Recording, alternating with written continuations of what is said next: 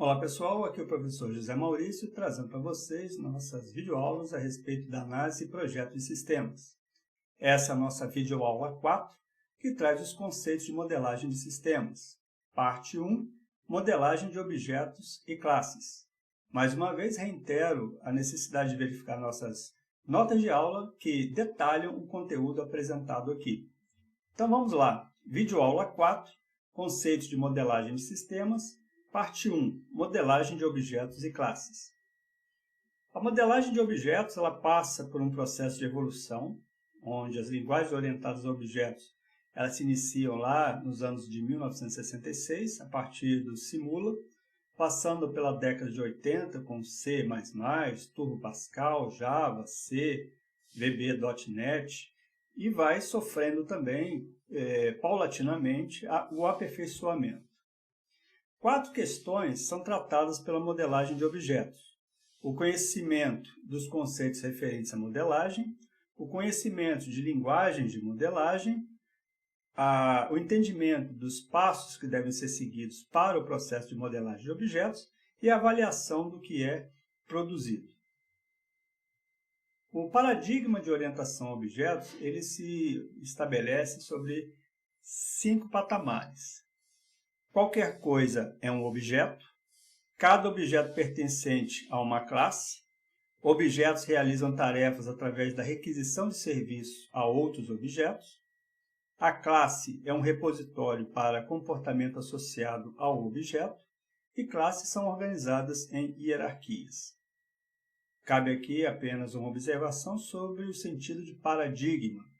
Quando falamos sobre paradigma, nos relacionamos a algo que serve como modelo, como exemplo, como padrão. É uma forma de abordar um problema. Então, paradigma de orientação a objetos é uma forma de abordar problemas, a resolução de problemas que tem a ver com o desenvolvimento de sistemas. A modelagem de sistemas ela é um processo de desenvolvimento de modelos abstratos do sistema de software, onde cada um apresenta uma visão ou uma perspectiva diferente desse sistema que devemos construir, visando a maior exatidão possível. Os objetivos da modelagem são permitir uma visão do sistema mais próximo possível da realidade. Vejam que o modelo não é o sistema final, não é o sistema real. A modelagem deve permitir especificar a arquitetura e comportamento de todas as funcionalidades do sistema, deve fornecer padrões para desenvolver o sistema de forma organizada e também documentar as decisões tomadas durante o processo de desenvolvimento.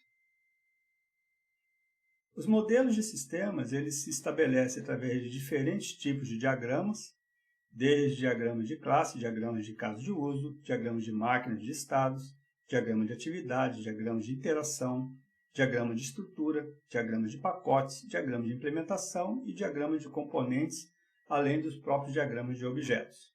Nós vamos ver esses modelos no decorrer das nossas aulas.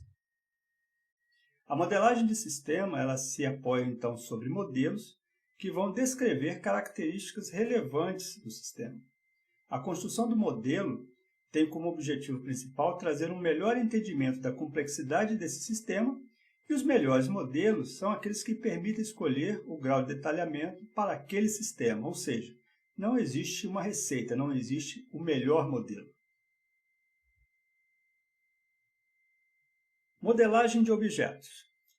Definimos como objeto todas as coisas do mundo real e que fazem parte de uma classe.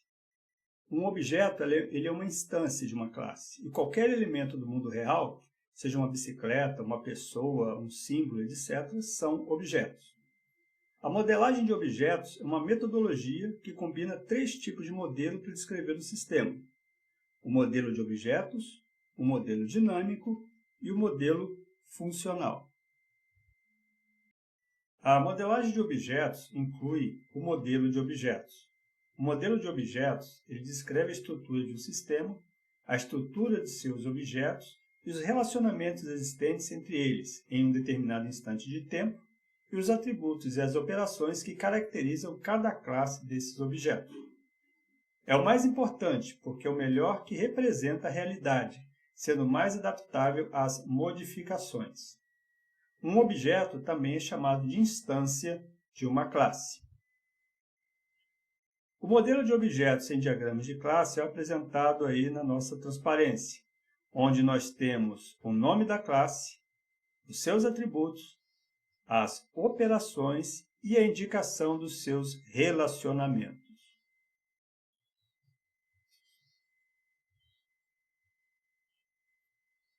Na modelagem de objetos, nós temos também o modelo dinâmico, que descreve os aspectos de um sistema, examinando as modificações ocorridas nos seus objetos e nos seus relacionamentos em relação ao tempo. O modelo dinâmico ele é baseado em eventos, que vão representar os estímulos externos, e os estados, que representam o intervalo entre esses eventos e especificam o contexto em que são apresentados. A representação gráfica é feita por diagramas de estados, e cada diagrama mostra a sequência de eventos, estados e operações que ocorrem no interior de um sistema para cada classe de objetos. O modelo dinâmico em diagrama de estados é apresentado aí na nossa transparência, onde nós temos uma sequência em relação a um processo de pedido, onde nós temos envio de um pedido, alterações desse pedido, cancelamento de pedidos que podem ocorrer durante o tempo, onde nós temos à esquerda, na parte superior, o estado inicial e mais à direita do desenho, na parte inferior, o seu estado final. O modelo funcional, ele abrange o que o sistema faz. O modelo funcional mostra como os valores de saída de um processamento derivam do processo de entrada, independente da ordem que os valores são processados. O modelo funcional ele é representado por um diagrama de fluxo de dados, o DFD, que mostra o relacionamento funcional entre dados em um sistema, incluindo-se valores de entrada e saída e depósitos internos de dados. Na transparência, um modelo funcional em diagrama de fluxo de dados, representando também a solicitação de um pedido por parte do cliente, o processamento desse pedido, o fluxo desde o agente externo, que é o cliente, passando pela atividade principal, que é a realização da tarefa, que é o registro do pedido, relacionado a um depósito de dados, a uma base de dados, que vai emitir também informações que vão representar o comprovante e esse fluxo de dados retorna ao cliente, comprovando a solicitação do registro de pedido. Como dito, um atributo é um conjunto de características de um objeto.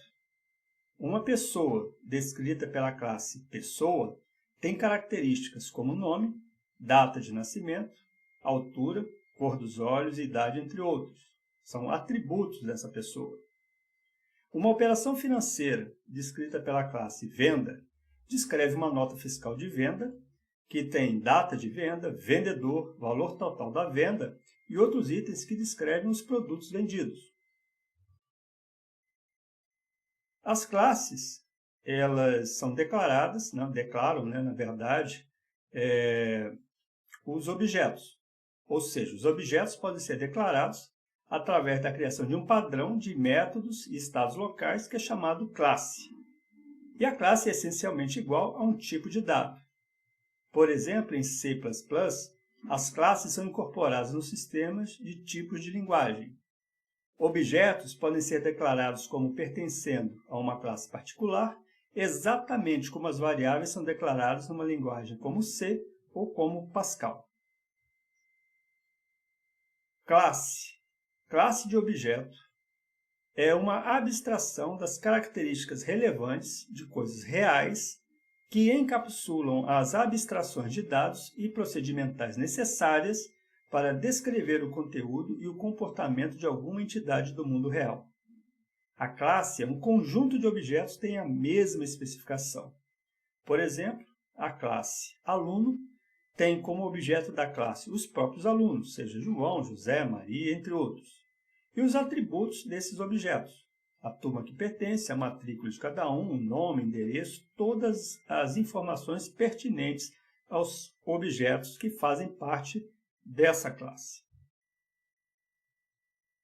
Quanto à hierarquia, as classes vão desde as mais genéricas, podendo originar outras classes mais específicas, derivadas ou herdadas dessas classes genéricas. Na hierarquia de classes, classes superiores são denominadas superclasses e classes derivadas são denominadas subclasses. Uma classe que é definida através da herança a partir de outra classe é chamada de classe derivada ou subclasse também. As subclasses herdam todos os atributos e métodos das superclasses e declaram também os seus próprios atributos e métodos. Como um exemplo de hierarquia de classe, nós temos a superclasse Animais. A superclasse Animais possui as subclasses Aves, Mamíferos, Peixes e Répteis.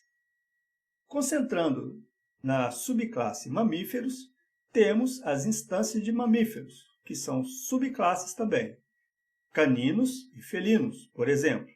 Os caninos, nós podemos incluir cães, lobos e nos felinos, gatos e panteras. Vejam que as classes aves, mamíferos, peixes e répteis herdam as características, atributos, e métodos da classe animais. Quanto à simbologia, existem padrões para definir o nome das classes e objetos, além dos seus atributos. Devemos sempre usar um nome no singular, não usar hífens, traços ou espaços e não utilizar preposições do tipo de, para, do, etc.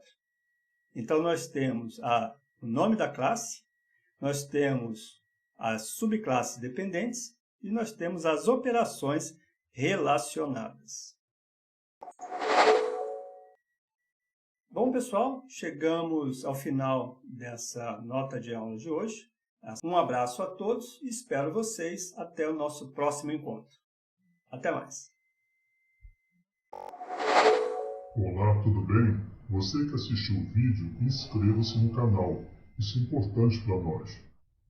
Não se esqueça de ativar as notificações. Aproveite e deixe o seu gostei. Até a próxima. Valeu!